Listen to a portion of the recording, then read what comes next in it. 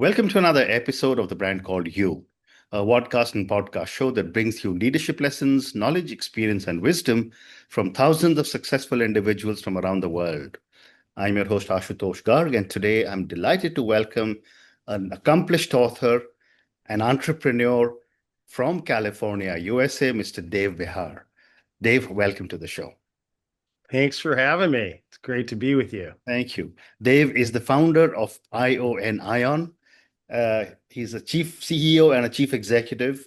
He's a best-selling Amazon author, and he leads the ambitious growing network of champions. So, Dave, before we start talking about Ion, tell me about your own journey and what was the inspiration to transition from an athlete to an entrepreneur and to founding Ion. Transitioning to, from an athlete, and I'm still an athlete. Okay. So it's a dual journey, of course. Mhm. And on the business side, which, we're going to talk personal too, is it's just all about the playbook. Yeah. It's and what track you're following and what track you're leading. In my case, accomplished athlete, and then the entrepreneur bug hit, and sort of due to my size, Mm. say more height. It prevented me in a few sports Mm. from succeeding at the very highest level, but at the same time, the drive to build companies, it really happened in a late high school, then in college, early college. Mm. And it was a collection of experiences, like a lot of people, right? Yeah.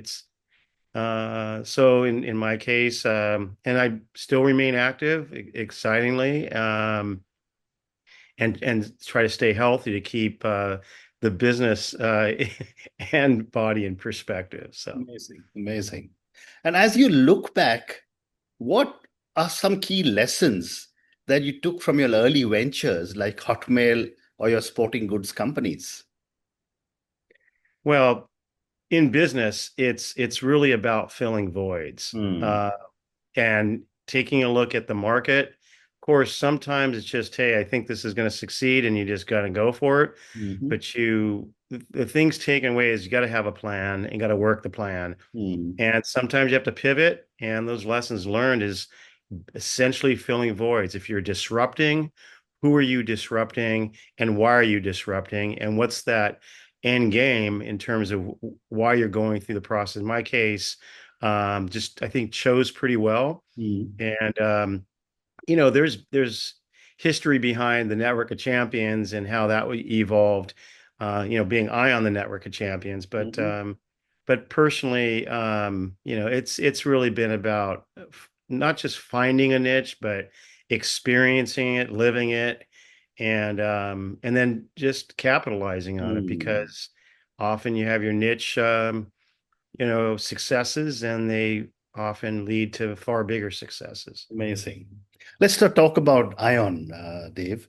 Tell me about Ion. What was the core idea behind it, and how has that vision evolved? Yeah.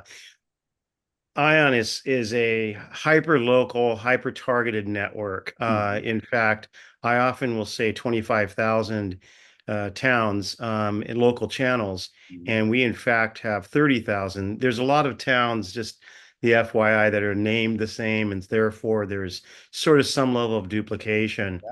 But likewise, the vision behind it is simply a derivative of where media and technology, and for that matter, print media, has been over the years, and filling the gap in what is truly local channels and the de facto channels for each community in North America Mm. as a delivery platform for great content creators, and for that matter, our Ion Studios, Mhm. which we produce and distribute, every day. Mhm. So, and then the vision is to be a great enabling network, Mm. not just on the local network side, but sports, health, Ion Sports, Ion Health, Ion Nutrition, Ion Kids, Ion Mm. Family, Wow, and wow.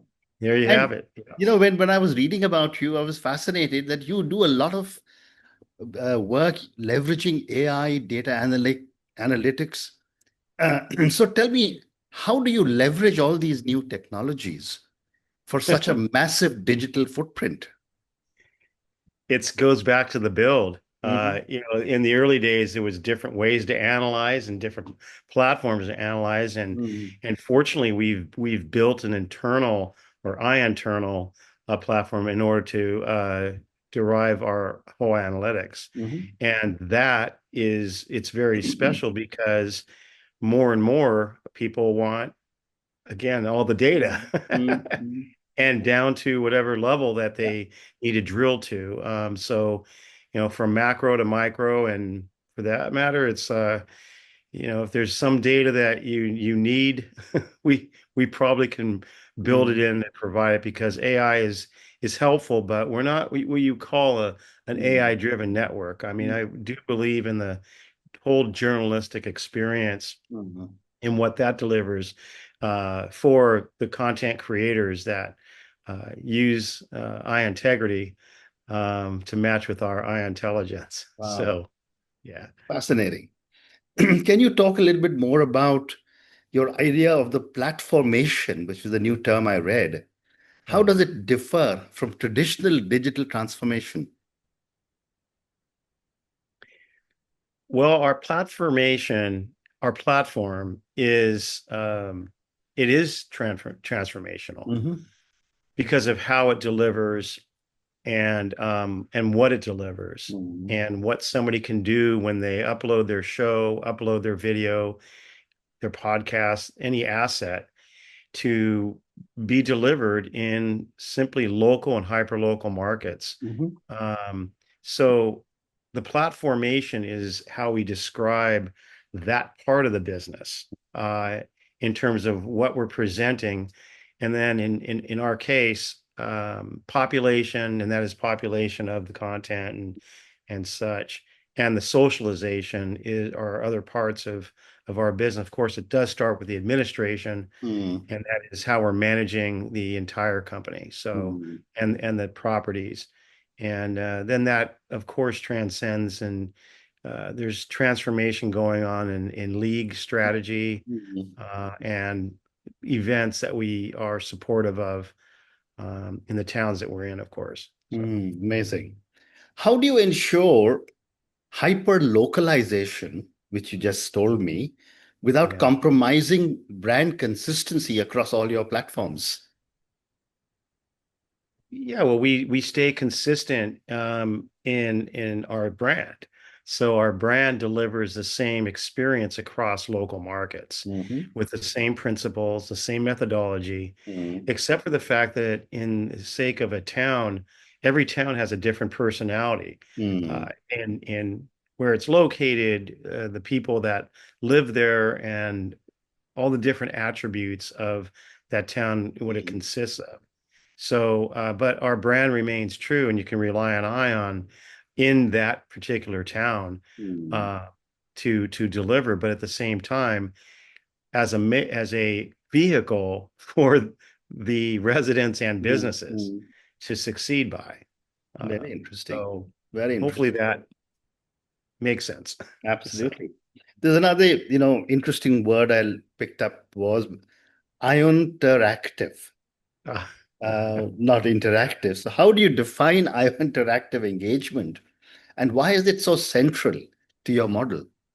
yeah. So interaction, and then I'll say I interaction, Mm. and I'm not gonna say it's the same thing. We have our own style, if you will, Yeah.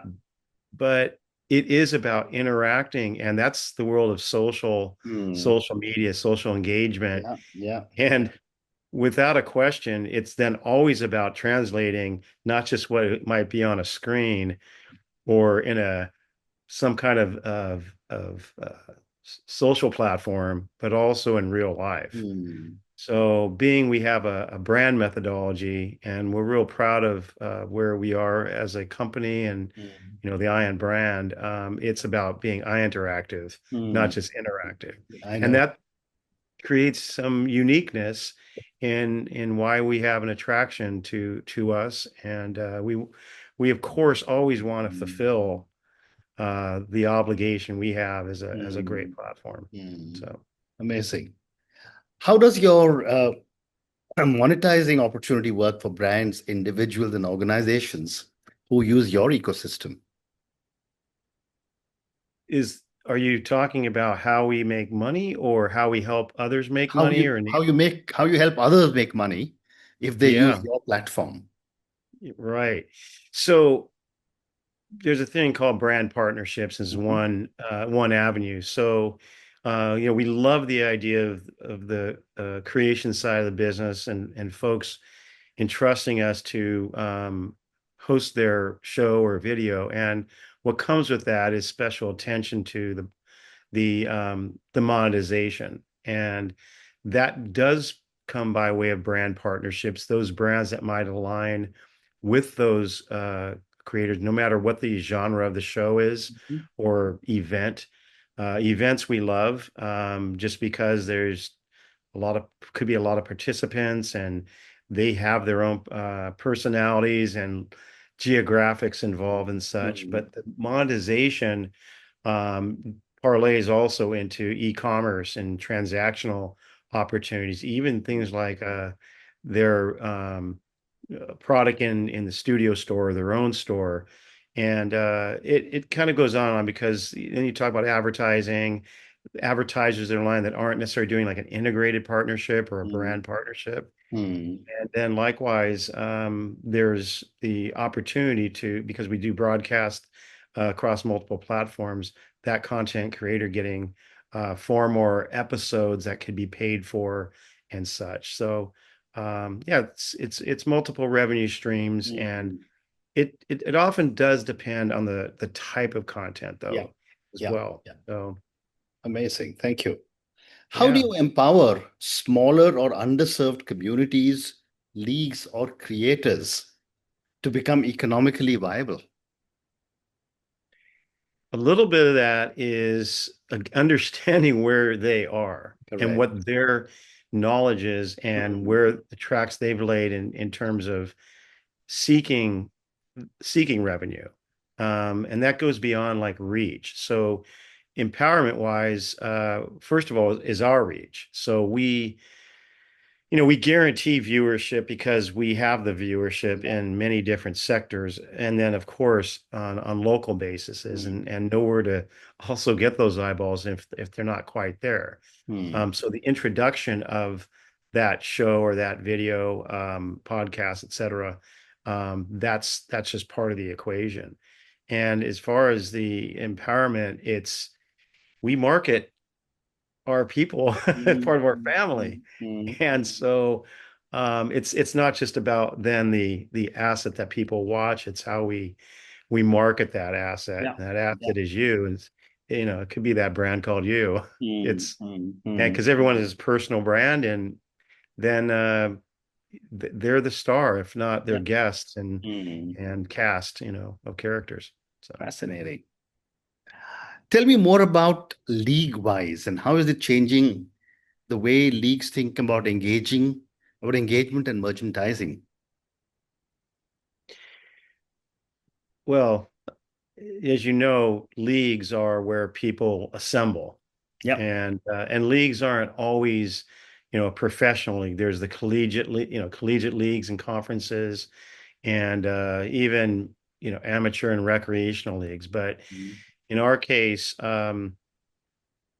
we really enjoy kind of top to bottom our approach towards leagues because the properties that they are living and breathing Mhm. and touch people in different ways. Mhm. Merchandising is obviously the players and athletes are wearing merch, and then those fans might want to look like or wear what that team represents, Mhm. whether it be their affinity towards that town or that sport. Yeah. So we do get our hands into things like design and merchandising, what that looks like if the league doesn't already have. Now, of course, at the very highest levels, there's very comprehensive licensing that goes on. Mhm. And we have a great pedigree in licensing.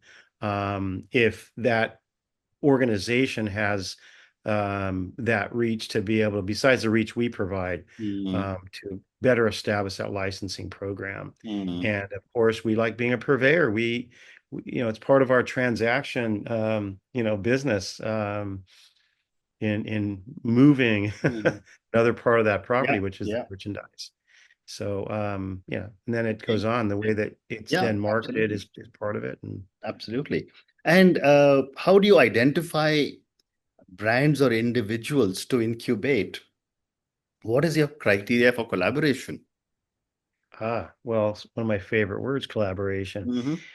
Hmm. Often you just find us or find me, just kind of via the background and kind of some of the successes that they might be attracted to. But in incubation or incubation, it's just a great part of business. So at that startup phase is to help them with those things that they might be falling short of, Hmm. or to maximize, again, their assets.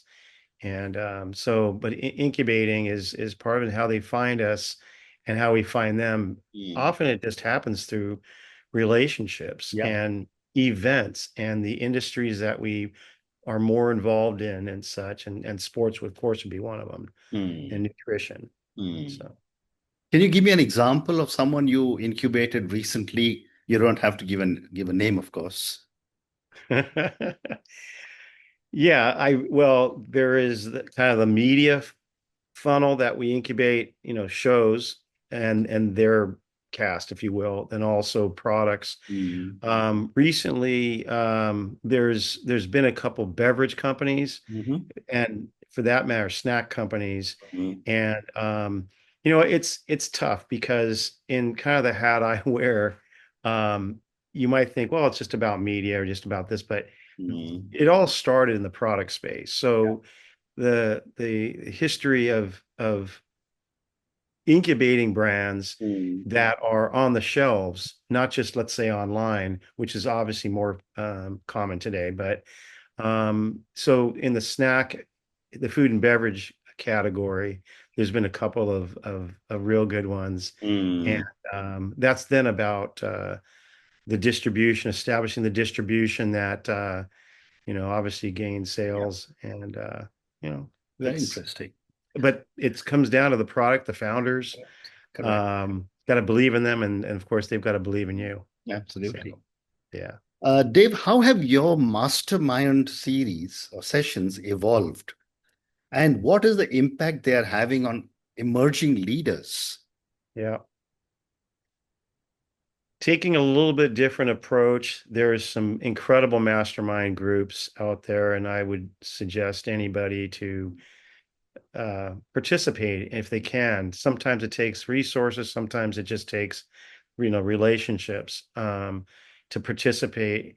In our case, it's a little less today online and through what is the digital methods, Yeah. and more via a strand walk, Hmm. which is here where our offices are and where we live and breathe. And leaders, they don't necessarily need to be C-level Hmm. to truly have a mastermind type walk down the strand. Now, you might think it's very simple, but it's interesting when you have conversations while walking versus just Hmm. well, often they're in one place, and or again online, and that will be extending into a little bit more. But really, Hmm. there's an organic feel towards having walks, whether it be in a group. And I even like having meetings, Hmm. not just like a mastermind that takes place while you're walking and talking for a couple miles. And a lot of great stuff that comes out of it without computer in front of you,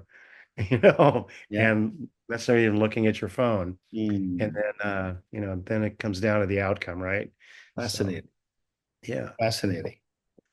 I've got time for two more questions for you, Dave. Um, you've got such a vast number of lines of businesses, so to speak, Yeah.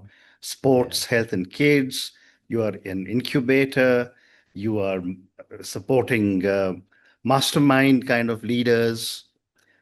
How do you maintain innovation while such scaling such a large and multifaceted ecosystem? Less sleep. Okay. Okay. Okay. I mean, fortunately, there's a little second nature to what I'm about. I mean, you have to have a little crazy in you. Yeah. And pick and choose and be just organized, be, time and chronological driven, with just the right outcomes in mind. So you kind of know where you're going at all Yeah. times. So Yeah. Yeah. you can keep it finite Mhm. and not have it affect scale.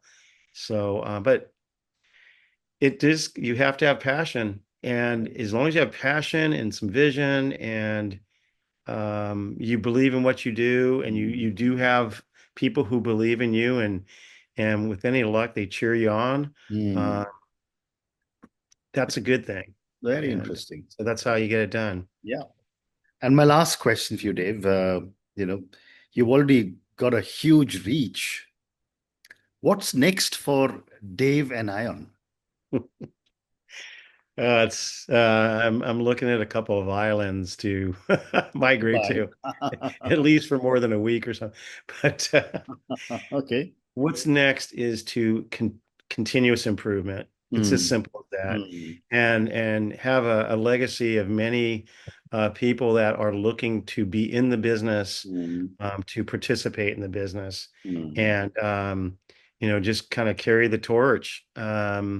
That's basically what's next. There are some definitely pet projects, things I'm investing in, but at the same time, or I investing, that is, Mm. but it's to really fortify Yeah. and to continuously improve those things that are already involved, without not necessarily trying to get to Mm. do more myself and Mm. help others succeed, is really what it comes down to, Mm. and have them gain those Yeah. experiences versus those I might have already had, and Amazing. just be a good leader. Yeah. So Well, good luck with that. But on yeah. that note, Dave, I just want to say what a fascinating conversation this has been. I Oh mean, to yeah. talk to someone who's created Ion, has reached not just a huge audience, but has also given a massive voice to so many creators. Thank you Well, for I speaking thank to you. me and good luck to you. Thank you so much. And I appreciate your voice. It's very impressive. Thank And you. I know that there may be things to come for us too together. Thank you. Thank you for listening to the Brand Called You videocast and podcast, a platform that brings you knowledge, experience, and wisdom of hundreds of successful individuals from around the world. Do visit our website www.tbcy.in to watch and listen to the stories of many more individuals. You can also follow us on YouTube, Facebook, Instagram, and Twitter. Just search for the brand called You.